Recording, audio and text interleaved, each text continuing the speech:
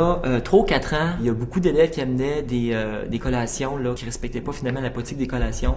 On retrouvait des chocolats, des chips, des nachos, du popcorn, à peu près n'importe quoi. Puis l'équipe s'est questionnée à savoir qu'est-ce qu'on fait avec tout ça. Et on a fait des rencontres et on s'est adjoint avec nous une nutritionniste, une hygiéniste dentaire et puis aussi une infirmière pour voir un peu là qu'est-ce qu'on pourrait faire en termes de politique des collations. Alors, ça a été travaillé il y a 2 ans à peu près. Il y a eu un premier ébauche de politique des collations, mais ce qu'on a vécu avec ça, c'est sûr qu'au départ, il y avait un petit peu de résistance des parents. Mais au niveau stratégique, ce qu'on a dû faire, c'est vraiment passer par le conseil d'établissement, étant donné qu'il y a des parents qui siègent. Alors, c'est important qu'on puisse avoir l'avis des parents et puis finalement qui entérinent cette nouvelle politique-là. Ça a été respecté, mais on vivait des difficultés parce qu'il y avait différents produits, de nouveaux produits qui arrivaient sur le marché, qui arrivaient à l'école. Et là, on savait pas trop si ça respectait la politique, si ça respectait pas la politique. Alors, on a comme dû se rasseoir de nouveau pour voir finalement comment est-ce qu'on peut la rendre le plus claire possible puis éviter finalement les comparaisons entre un prof accepte tel aliment dans sa classe et l'autre prof, le même aliment, il n'est pas accepté. Alors, cette année, on s'est rassis ensemble avec les mêmes professionnels, donc hygiénistes dentaires, nutritionnistes et infirmières, et on a revalidé la politique et ça a donné ceci. Alors, ici, on a une politique qu'on appelle l'écollation. Alors, on a différents principes, des responsabilités de l'école, puis des responsabilités des parents et des élèves. Et ce qu'on a ajouté sur la politique cette année, c'est vraiment une liste d'aliments qui sont refusés. On voulait donner des exemples concrets d'aliments qu'on n'accepte pas à l'école.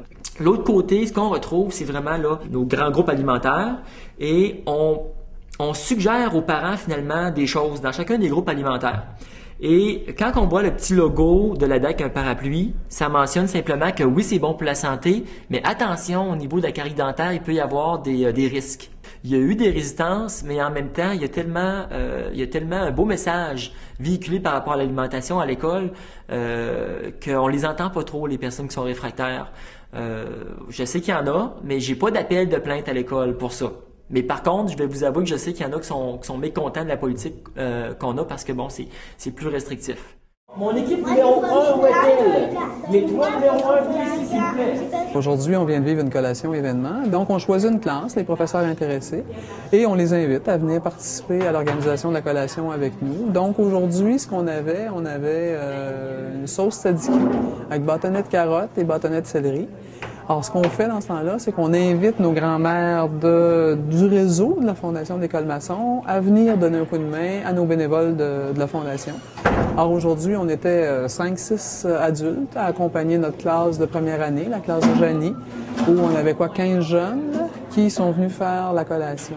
Alors, pour faciliter le tout, on a préparé les légumes à l'avance, on a épluché, on a coupé nos légumes. Et donc, les enfants avaient à calculer le nombre de bâtonnets par personne et à mesurer la sauce tzatziki. Donc, on a une balance et on a pesé. Et ça, les enfants adorent faire ça. Est-ce qu'il y a un ami qui est disponible qui voudrait venir avec moi? Dans le petit bol ici, on doit mettre 550. Donc, il faut que tu arrives ici à la même chose sur ta balance, 550. Le matin même, moi, je me déplace en classe. Alors, je vais voir les élèves et je leur distribue finalement le tablier, les résilles, alors les petits filets pour la tête et les gants. Et puis, on parle un petit peu d'hygiène aussi. Alors, c'est important de leur mentionner, par exemple, que si, à un moment donné, ils doivent aller récupérer un aliment au sol et puis qu'ils ont pris leurs gants, alors de changer de gants parce que là, immédiatement, le gant n'est plus vraiment là, propre. Donc, les jeunes nous arrivent déjà prêts en cafétéria, avec les mains propres, tout prêts à travailler. Et habituellement, ils sont hyper disciplinés, ils sont très disponibles à l'activité, ils adorent ça, il y a toujours une partie ludique là-dedans, il y a de l'apprentissage. Et tantôt, ils vont être super fiers de partager la collation là, avec les 200 élèves de l'École Masson. Alors, si on vient au point 2, collation santé, le bilan de la collation du 21 mars, la semaine passée, on a servi une banane en autoservice, qui s'est bien passé. Une fois par semaine, on se rencontre comme ça, toute l'équipe de la Fondation, pour planifier nos collations du lendemain et les collations à venir. Comme aujourd'hui, exemple, on parle de 3 ou 4 collations. On fait toujours le bilan de la collation de la semaine d'avant, la préparation du lendemain et les 2-3 prochaines collations à venir. On prend toujours de l'avance. Dans notre projet, on envoie une fiche Santé à la maison aussi, une fiche sur laquelle on explique l'origine du... Exemple, si c'est un fruit, l'origine du fruit, des recettes qu'on peut faire avec ce fruit-là. Je dirais que c'est plus au départ quand même pour les parents, mais c'est justement une fiche normalement à partager en famille. Donc on va avoir cette information historique et après une information plus sur les valeurs nutritives de l'aliment. Donc on essaie de remettre vraiment ce qu'on peut trouver dans le commerce pour que les enfants s'habituent à trouver les calories, les protéines, les glucides, les lipides. Donc on envoie cette fiche-là à la maison à chaque semaine. Donc les parents voient aussi concrètement qu'est-ce qui est offert à leurs jeunes. Alors, ça donne aussi une idée de collation nouvelle aux parents. Alors, c'est sûr que les parents peuvent s'inspirer de ça et envoyer des collations santé davantage à l'école.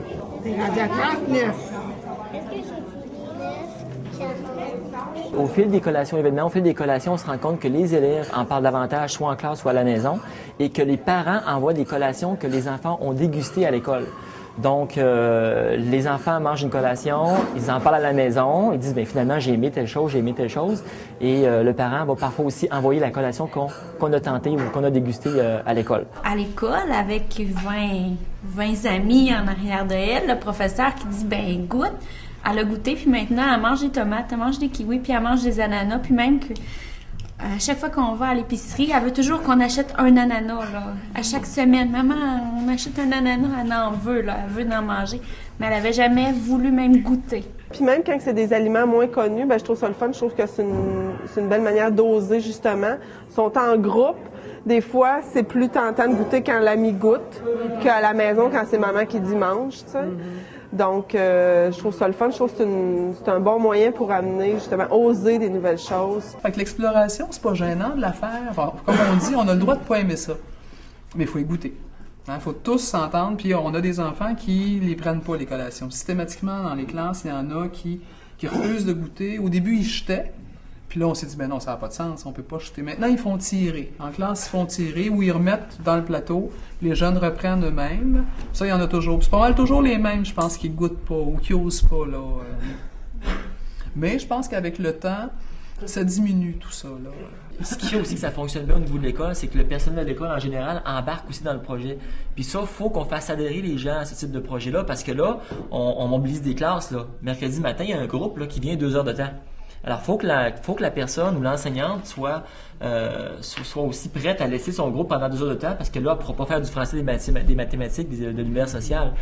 Fait qu'il faut que les gens soient vraiment prêts à collaborer à ce projet-là. Parce que souvent aussi, on va chercher des élèves dans les classes pour donner un coup de main à préparer la collation, laver les contenants qu'on récupère.